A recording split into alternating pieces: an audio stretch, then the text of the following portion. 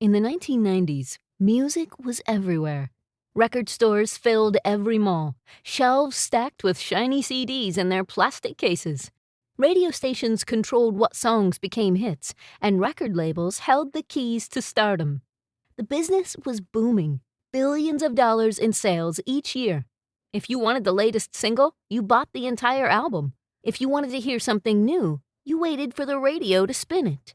It seemed untouchable, unshakable, permanent, but the world was about to change in a college dorm room. Twist, twist, twist of fate radio.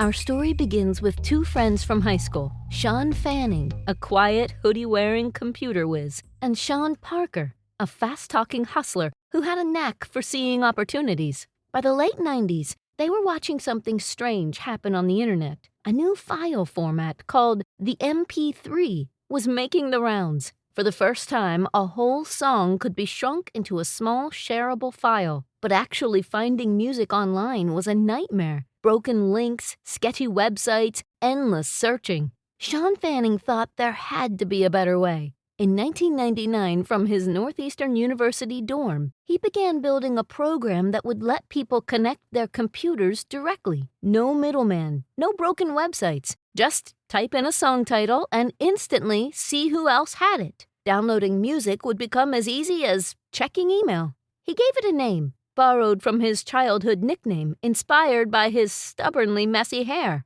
Napster.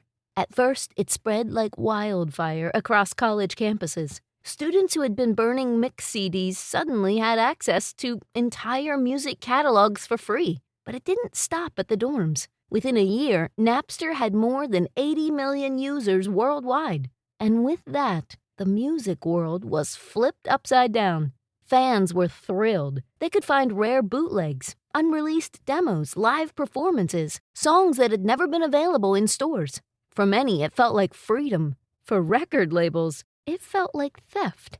The backlash came fast. The Recording Industry Association of America sued. Artists spoke out. Metallica discovered an unfinished track, I Disappear, had leaked on Napster before its release. They marched into court, furious that millions had heard their work without permission. Dr. Dre joined them. Even Madonna filed suit when her single, Music, appeared online before its debut. The headlines were everywhere. Napster on trial. Musicians versus pirates.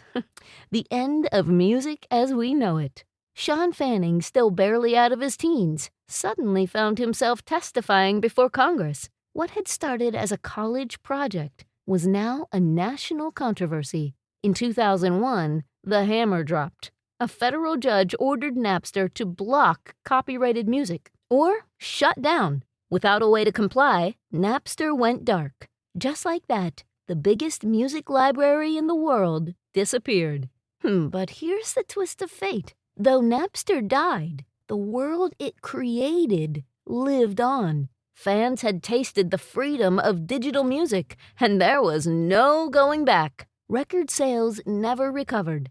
Instead, the industry had to adapt.